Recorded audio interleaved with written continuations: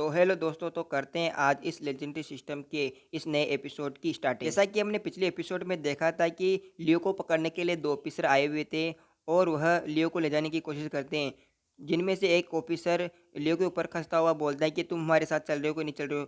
तो जो लियो होता है उसे मना कर देता है कि मैं नहीं जा रहा आपके साथ, और इसके बाद में लियो अपने पेपर वाली स्किल का यूज करता है और उस ऑफिसर के ऊपर अपने ही दोस्त से अटैक करवा देता है, जिसके कारण वह घायल हो जाता है।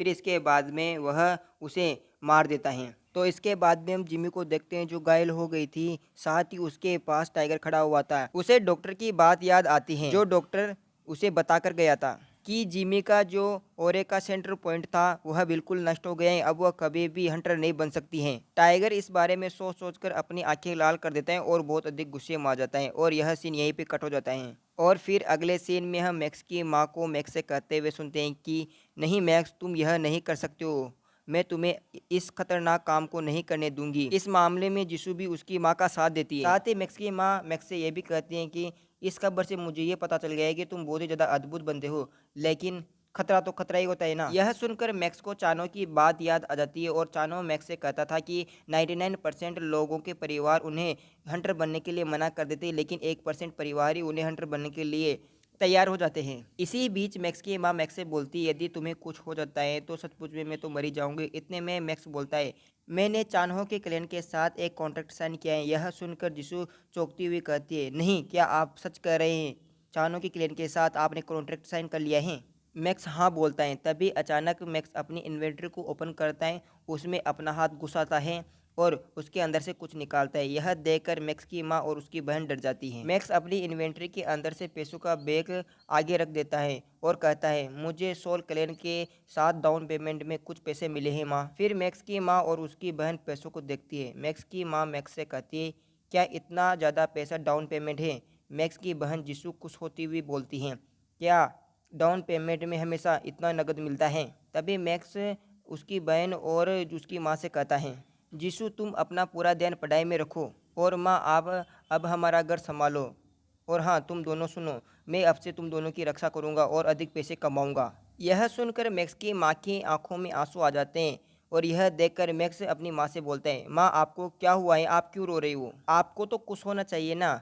जरूर जरूर, मैक्स की माँ कहती हैं। तभी हम मैक्स को देखते हैं जो अपने मन में सोच रहा होता है कि यह हेल्थ से वापस आने का इनाम है माँ, और वह सोचता है कि सब कुछ कितना ज़्यादा अच्छा है। तभी अचानक सीन शिफ्ट होता है और हम एक मॉन्स्टर को देखते हैं जो किसी के ऊपर दहाड़ रहा होता है और उसके ऊपर अटैक करने के लिए जाता है, और उस मॉन्स्टर के सामने जो बंदा होता है वह ज़ोर से चिल्लाता है। तभी हम देखते हैं ये और कोई नहीं होता है बल्कि जोसेफ होता है। तभी वहाँ पर किम आ जाता है और उस मॉन्स्टर को जोरदार लात मारता है, और जिसके कारण वह मॉन्स्टर बहुत दूर जाकर गिर जाता है। वह जो किम होता है वह उस जोसेफ से कहता है क्या तुम ठीक हो? तभी जोसेफ बोलता है हाँ बिल्कुल मैं ठीक हूँ चीफ। और अब हमें पता चलता है कि यह जो जोसेफ होता है उसे किम की याद आ रही थी, और वह ब्रांच मैनेजर को जो किम के साथ हुआ था वो उसे बता रहा होता है। जोसेफ ब्रांच मैनेजर को बताता है कि जो लियो ने किया है उसे ऐसा नहीं करना चाहिए था।